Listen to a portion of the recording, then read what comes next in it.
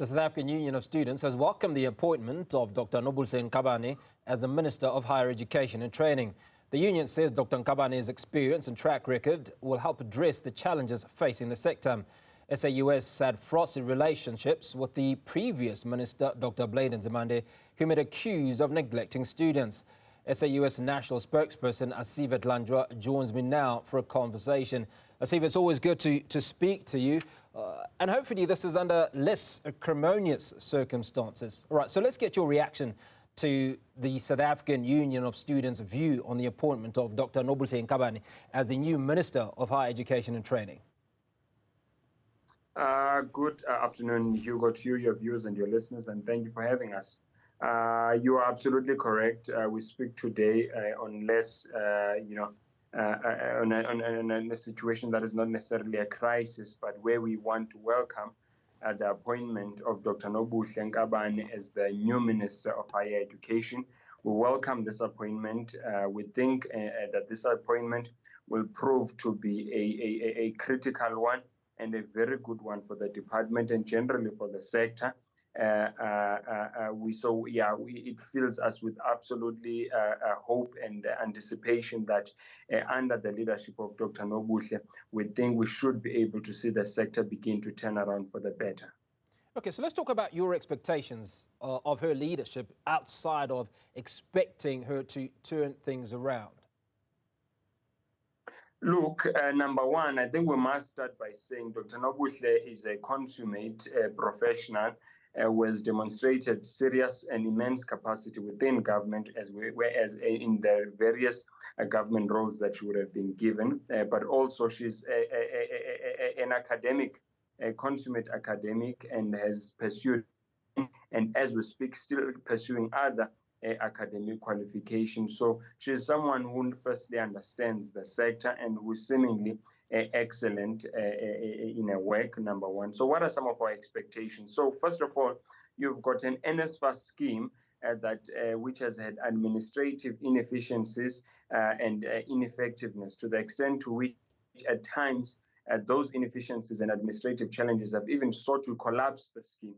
Now, this is a scheme that we're jealous of because it has supported millions of students and ultimately millions of South African families that have had the opportunity to come out of poverty and be capacitated to be able to participate in employment. So we want to protect that scheme, and we want Dr Nobuhle to carry on and ensure that we deal with those administrative challenges and that we're able, and when she's able to do that, we would have been able to defend the gains of this democracy.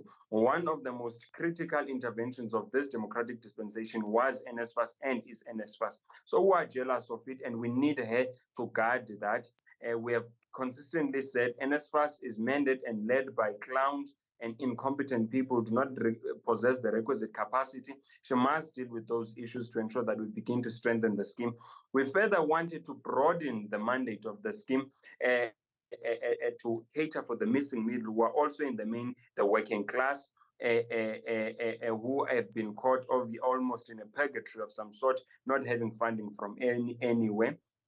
And we further want the new minister to deal with issues of funding for postgraduate students who are saying for two reasons. The first one is that you have what we call professional qualifications in that require one to have NQF level 8 or 9 to be able to be certified in that particular field. For instance, a clinical psychologist, someone who begins their journey in their undergrad. When government does not carry on to fund that person for their honors and their masters, it is almost a waste or a wasteful expenditure, because that person cannot go on to become that which they had been studying for. So hence we want there to be funding for those professional qualifications to the extent to which those students are able to qualify, participate in employment, and be able to provide for their families, but also contribute to the broader socio-economic project in South Africa.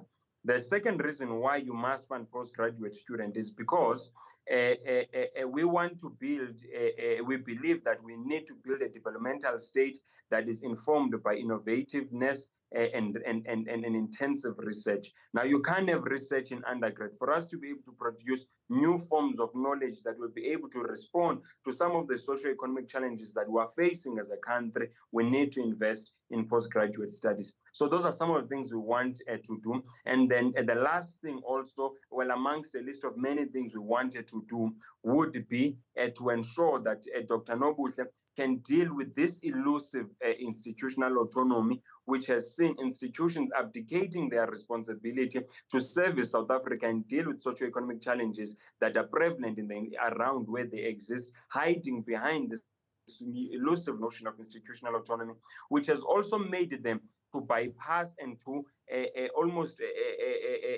excuse themselves of being led or by the department through using institutional autonomy, where we have seen, for instance, to give you a classical example, in December, we will agree with the department that institutions must align their registrations, for instance, with NSFAS dates, and institutions will choose not to do that. And in turn, that leads to the students of the poor and the working class not being able to register. So these are some of the issues we would want Dr. Nkabane to begin to deal with urgently.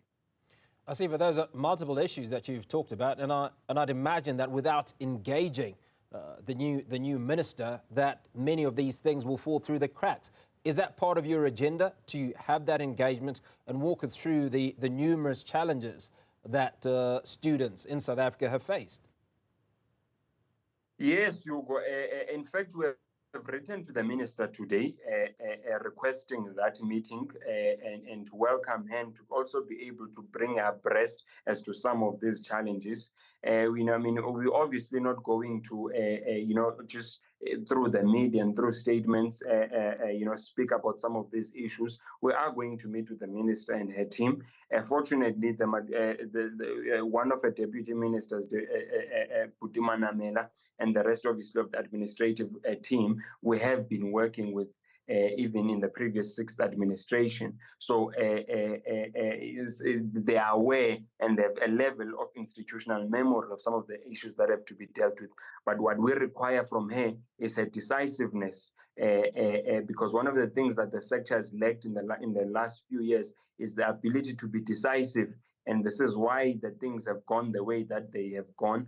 And this is why it almost threatened to collapse this sector.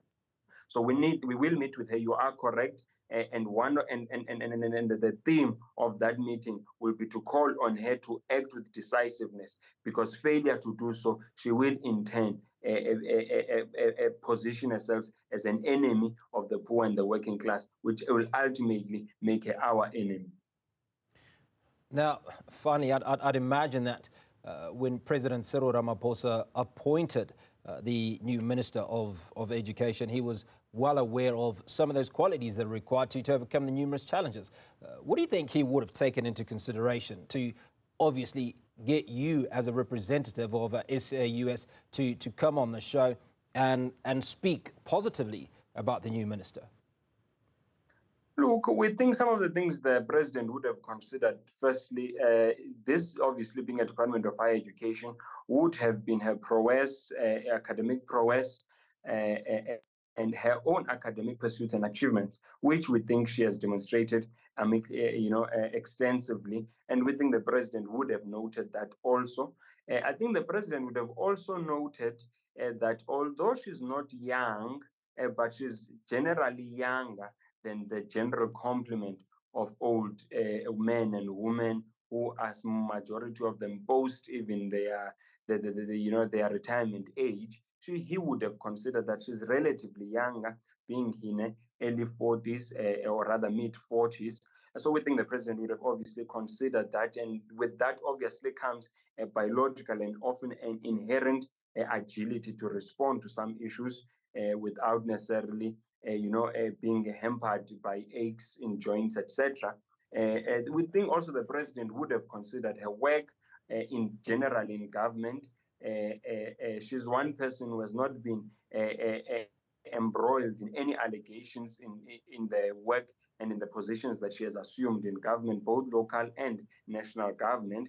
And you need someone of that level of credibility and stature in the sector. One, because of its critical contribution generally to the broader developmental agenda of the country, but also The sector has been marred with a lot of allegations of corruptions as pertaining to some of its officials, etc., including the outgone minister. So the president would have also looked for someone who resembles or who embodies a level of of integrity and can be able to garner and provide confidence to all stakeholders within the sector, from academics to students to funders to the private sector, including the market itself, where we hope to send the students to begin to be able to participate. So we think these are some of the things that the the president would have considered. These are definitely the things which we are happy about when we reflect on the appointment of Dr. Nkabane.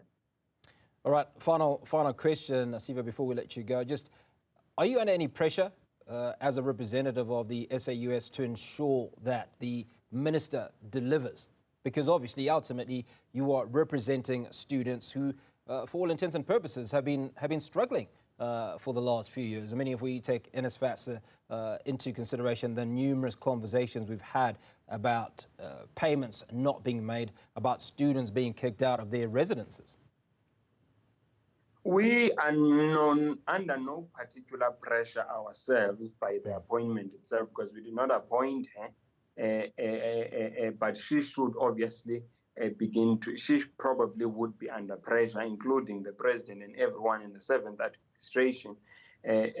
Our allegiance and our commitment is not necessarily to her appointment or to her, it is to the students of the poor and the working class. So the first phase for the president to be able to appoint someone who we can agree that they are competent to be able to lead the sector, that has been passed and checked, and we can affirm that she possesses the inherent requisite capacity to be able to lead and competency to lead the sector. Now, the second step, which is equally crucial, would be for her to deliver on those expectations which we have and I've spoken about here, and that should put a level of pressure and commitment to her. So to the extent to which she's able to respond adequately to these issues, we will carry on to support her, and to the extent to which she then defies or it does not live up to those demands and to those aspirations, then she automatically becomes our enemy and will begin to call for a removal as we would have her predecessors. So we are under no particular pressure except as to say she possesses the requisite capacity. We pledge our support to help her to alleviate the suffering of the poor and the working class and generally contribute towards the developmental agenda of the country. And to that extent, we are going to assist. Okay, we seem to have lost Asive Dlanjwa, who is the SAUS national spokesperson, as he was speaking to us about the appointment of Dr Nobuhle Nkabane as the Minister of Higher Education and Training, and certainly the expectations of SAUS.